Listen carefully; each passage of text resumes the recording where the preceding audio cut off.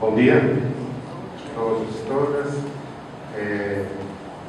Vamos dar início à nossa sessão plenária de mortalidade, saúde e longevidade.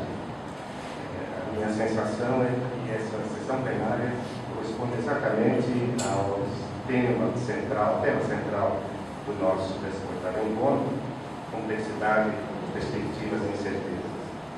O tema envelhecimento e saúde é complexo, queremos muito ver as suas perspectivas, né? E temos ao mesmo tempo muitas incertezas. Minhas palavras iniciais são de agradecimentos. Eu quero agradecer a ABL, a organização do seu 18º encontro, por ter me indicado para coordenar essa sessão. Quero dizer que é uma honra, estou muito satisfeito de estar aqui falando a todos. Quero agradecer aos nossos expositores, Caio Beltrão, Paulo Saad, que gentilmente concordaram em participar da mesa da sessão plenária. E agradecer a todos pela presença na nossa sessão. As transições biológica e demográfica conduziram a quedas da fecundidade, muitas vezes surpreendentes, como nós vimos ainda ontem na nossa sessão plenária, e a queda de mortalidade que permanece atuando. Isso trouxe, claro, novos cenários, novas preocupações, novas indagações, tanto para os demógrafos como para a academia em geral. O interessante é que esse fenômeno de envelhecimento e suas consequências era, na verdade, previsível, se não previsível, pelo menos poderia estar no cenário das preocupações desde o período entre guerras do século passado. Não sei se a gente se dá conta, mas a teoria da transição demográfica, como formulada por vários autores, o Dr. Thompson, 1929. A teoria de populações estáveis que relacionava fecundidade com estrutura etária, mortalidade, até de antes, né? Lott escreveu o seu primeiro trabalho, eu tenho a impressão que na década de 10 do século passado. Então, era previsível, né? Pelo menos podia ser contemplado. No entanto, contextos e cenários e guerras, né? E baby booms após a guerra, conduziram ao nosso, vamos dizer, desenfoque, né, desse. No entanto, ele retorna, né, nos inícios dos anos 90, do século passado, ele ressurge, ou pelo menos surge com preocupações, mesmo porque seus efeitos já começaram a ser sentidos, né? A população europeia já estava envelhecida desde antes, mas começam a surgir quedas significativas na fecundidade e com um declínio contínuo da mortalidade. Essa nova retomada do problema do envelhecimento atingiu as instituições, apenas para lembrar, a Organização Mundial de Saúde, no seu início, fim do milênio desse colocou as condições crônicas como o grande desafio do século XXI.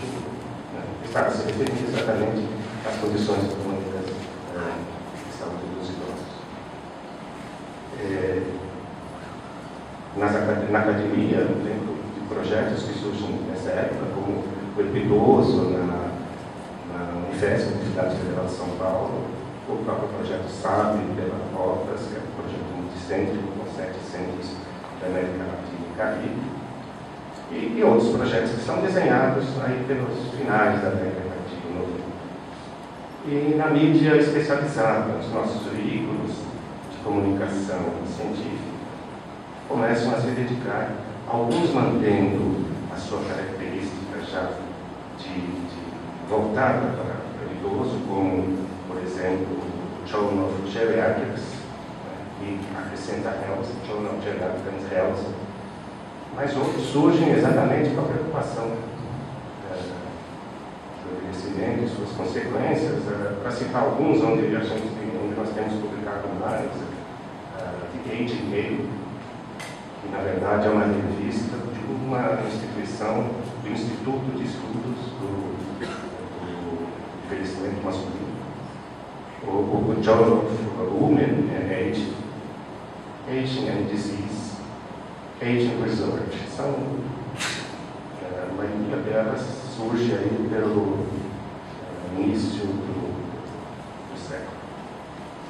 Bom, passadas 2 décadas, mais ou menos, uma década pelo menos dessa digamos, surpresa inicial, permanecem questões importantes relativas à saúde do idoso, aos limites da longevidade, às consequências para os sistemas previdenciários e seguridade social.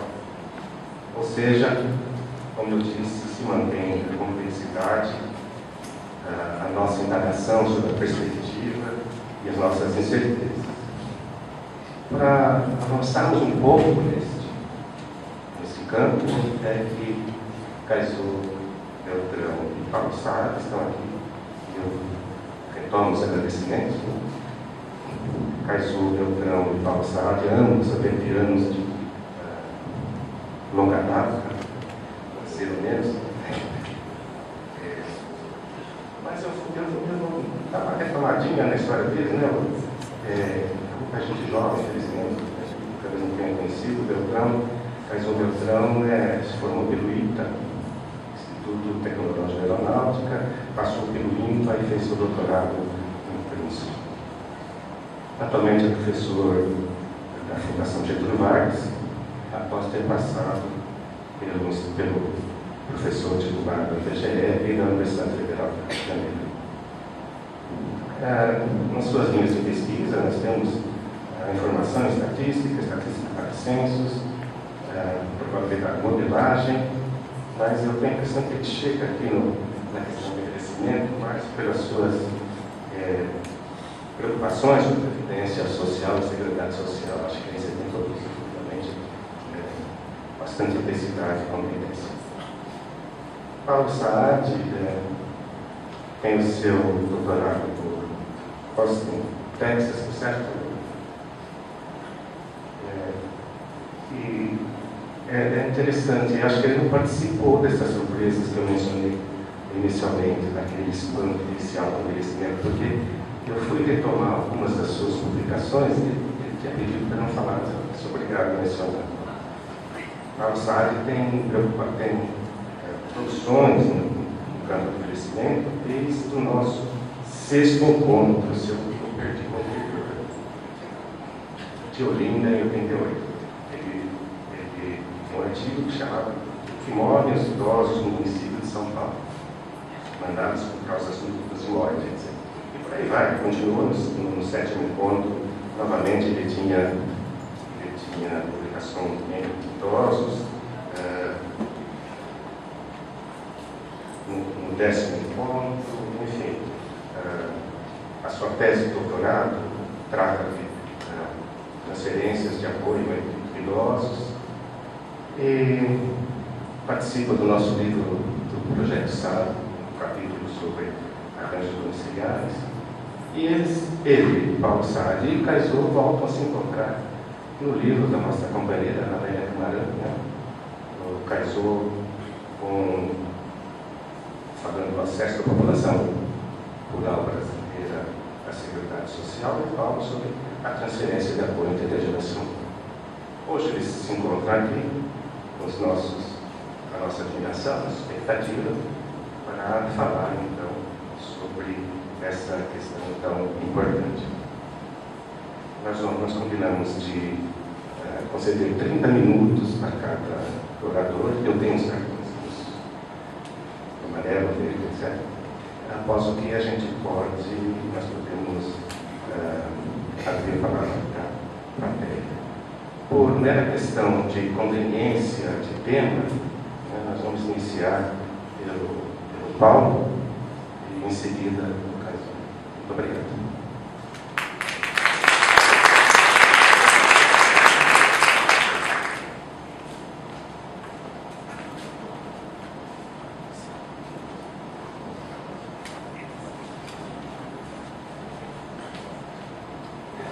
dia a todos, obrigado, Jair. Acho que, de fato, como o Jair mencionou, eu comecei a trabalhar no tema do envelhecimento já há bastante tempo atrás, quando a estrutura etária do Brasil ainda era bem mais jovem. Eu também era bem mais jovem. E de lá para cá, nós dois, o Brasil e eu, temos envelhecido bastante. Queria, em primeiro lugar, agradecer a Beth pelo convite de participar dessa plenária. Primeiro, porque é sempre um grande prazer para mim participar desse encontro da Beth. Também pela oportunidade que me deu de me atualizar um pouco nesse tema da longevidade, que eu vinha trabalhando muito, que eu considero extremamente importante. Para isso, eu tive que voltar a ler e consultar uma série de referências da bibliografia. Eu até selecionei algumas aqui para as principais aqui, as quais eu baseei para elaborar essa apresentação. A maior parte, quase a totalidade dessa bibliografia que eu consultei, elas estão muito mais enfocadas nos países mais desenvolvidos, que é justamente onde a longevidade está mais avançada, e além disso o debate sobre esse tema também já está muito mais avançado. Mas eu acredito que, de qualquer maneira, essa apresentação pode trazer algum insumo para esse debate também, que começa a tomar corpo no Brasil e na América Latina em geral. Bom, a ideia de fundo aqui da apresentação é o aumento da esperança de vida, que se observa nos últimos 2 séculos e meio, um fenômeno espetacular. E devido às suas implicações, tem gerado um crescente interesse no estudo, seus determinantes e na elaboração de hipóteses com relação à sua evolução futura. O CELAD tem trabalhado bastante com relação às implicações, ao impacto socioeconômico das transformações etárias na América Latina. Então, antes de aproveitar a oportunidade, antes de entrar diretamente no tema da longevidade, dar um exemplo, uma ilustração do impacto que se pode esperar com uma visão um pouco mais econômica com esse processo de envelhecimento a nível global. E para isso, então, eu vou mostrar muito rapidamente o que a gente considera a disseminação das economias envelhecidas no mundo. Definindo a economia envelhecida como a economia de um país em que o consumo dos idosos de 65 anos mais supera o consumo das crianças e adolescentes de 0 a 19 anos, considerando todo tipo de consumo público, privado. No caso das crianças seria mais que nada a educação, na questão dos idosos seria mais pensões e saúde, mas inclui todo tipo de consumo. Se trata então de um exercício que nós elaboramos no CELAD, mais especificamente meu colega Tim Miller, e mostra, utilizando a estrutura de consumo por idade, promédio de um conjunto de mais ou menos 25 países pertencentes a um projeto mundial sobre as contas nacionais de transferência, e aplicando esse modelo, essa estrutura de consumo nas projeções de população das Nações Unidas por idade, a última revisão das projeções. Então, o que a gente vê é que em 1980 não existia nenhuma economia envelhecida, não existia nenhum país em que o consumo dos idosos superava o consumo das crianças e jovens. Depois, atualmente, em 2010, já são 23 dessas economias, mas todas elas concentradas principalmente na Europa Ocidental e no Japão.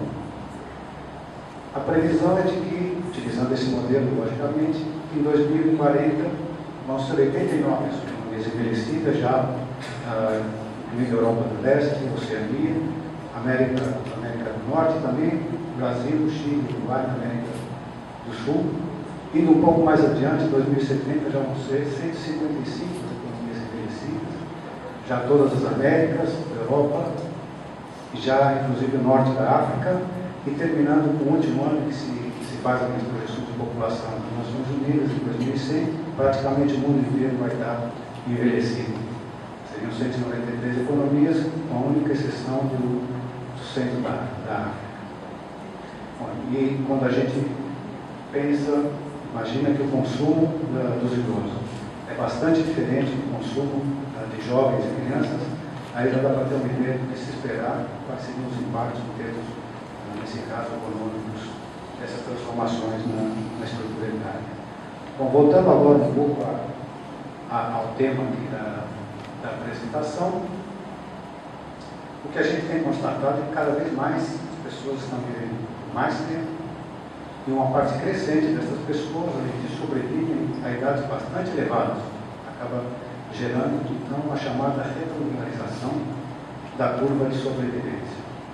Então, as perguntas que surgem, que eu tento retomar aqui na apresentação, seriam: qual será a evolução dessa curva de sobrevivência? Se existe algum limite humano de longevidade? E um tema que eu considero também bastante importante, mas que na verdade eu não entro muito na minha apresentação, seria se os aumentos na esperança de vida estão sendo acompanhados de um adiamento das perdas funcionais da incapacidade. Em outras palavras, se está observando paralelamente uma espécie de compressão da morbidade. Bom, com relação à pergunta, a questão de se a esperança de vida estaria se aproximando de um limite. Em geral, e até por questões metodológicas, os expertos e os responsáveis por políticas públicas, em geral, acreditam que sim, que sempre estão acreditando que existe, que se está aproximando de algum limite. E alguns autores, por exemplo, que eu retomo Open e Opel, dizem que as evidências indicam que não. Eles vão, inclusive, mais além e dizem que essa crença que existe nesse limite iminente, que é um momento que está por chegar, da esperança de vida, acaba, inclusive, prejudicando tomas de decisões importantes, tanto públicas quanto privadas. Nos diz, por exemplo, que todas as projeções são usadas, em geral, para o cálculo de pensões, aposentadorias, gastos de saúde, etc. E, além disso, isso acaba distorcendo também algumas decisões individuais em termos de poupança e do momento mais apropriado, por exemplo, de se retirar, de se aposentar do trabalho. E o que é mais grave, na opinião dele, seria o que permite dar licença aos políticos, aos tomadores de decisão, de adiar alguns ajustes que são sumamente necessários, mas que são impopulares politicamente nos sistemas de saúde e de seguridade social. E para fundamentar essa ideia que eles têm, os autores Open e Opel, eles fazem um exercício mostrando que a tendência linear estimada para os últimos 160 anos seria a melhor aproximação da evolução da esperança de vida da população com boas práticas. Bom, para a população com boas práticas, que eles chamam, seria então a população que em cada momento apresentaria a maior esperança de vida. Então eles graficam, no mesmo gráfico, esses valores, um gráfico também emprestado à publicação deles, e mostram que efetivamente desde 1750, colocando esses dados no mesmo gráfico, mostra uma tendência bastante linear. Cada época no seu país e seria a esperança de vida das mulheres. Começamos com a Inglaterra, Noruega, Nova Zelândia, Países Baixos e atualmente o Japão, que apresenta a maior esperança de vida. Nesse mesmo gráfico eles mostram que está acontecendo a nível mundial, considerando todos os outros países, se observa uma espécie de uma convergência da esperança de vida, que mostram as barrinhas verdes ali, que é a compressão, a diminuição do intervalo entre quartil.